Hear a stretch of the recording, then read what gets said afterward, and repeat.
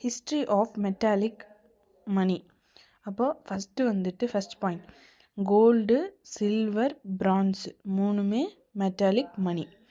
அப்போது standard weight பார்த்தோன்னா gold and சில்வரை வந்துட்டு சீல் வச்சு அதை ஒரு மீடியம் ஆஃப் எக்ஸ்சேஞ்சாக பண்ணியிருக்காங்க. அது போக நிறையா டினாமினேஷன்ஸ் இருந்துச்சு பேமெண்ட் பண்ணுறதுக்கு.